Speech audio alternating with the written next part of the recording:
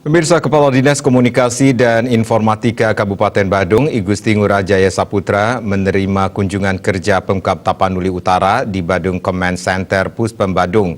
Kunjungan kerja bertujuan mempelajari kesuksesan penerapan Smart City di Kabupaten Badung.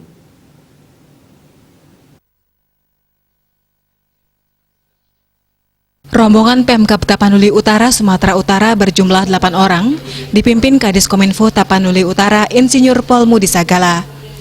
Rombongan diterima Kadis Kominfo Badung, I Gusti Ngurah Jaya Saputra, didampingi Kabag Humas Setda Kabupaten Badung, Made Suwardita.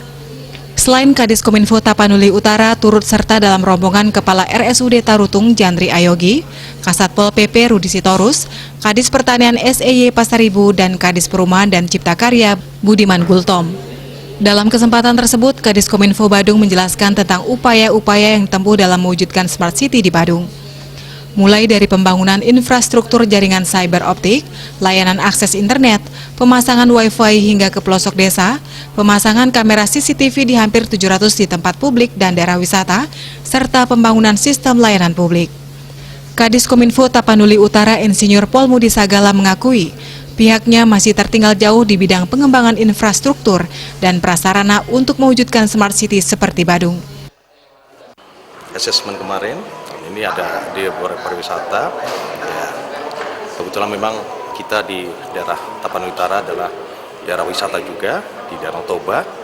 Kalau di sini lautnya, Bali dan sebagainya, kalau di sana Danau Tobanya. Jadi bagaimana sebenarnya kita untuk bisa sejajarkan lah, menselaraskan semuanya pembangunan yang ada di khususnya Tapanuli Utara, juga pariwisata Tapanuli Utara bisa juga lebih maju seperti Bali ini.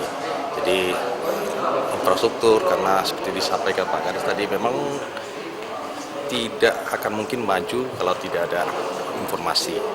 Seperti saat sekarang, beliau sudah mempercayakan kami sebagai tuan rumah, tentunya sebuah kebahagiaan luar biasa, Pak. Dan terkait dengan tujuan kedatangan beliau, tentunya kita dengan senang hati berbagi, Pak, karena bagaimanapun perkembangan teknologi itu update-nya cukup cepat. Jadi kita mungkin dari segi sarana kami mungkin sudah sedikit siap, namun mungkin dari segi inovasi teman-teman di situ mungkin ada lebih siap. Jadi kami akan terus banyak belajar juga, karena bagaimanapun potensi kemudian sosial ekonomi masyarakat yang beragam tentunya harus kita maksimalkan dengan sentuhan teknologi. Kebetulan Tapanuli Utara juga sebagai daerah pariwisata dengan objek wisata andalan Danau Toba, sehingga perlu ditunjang sarana teknologi informasi yang memadai. Usai pemaparan materi, acara dilanjutkan dengan diskusi. Acara diakhiri dengan pertukaran cenderamata dan foto bersama. Eka Yana,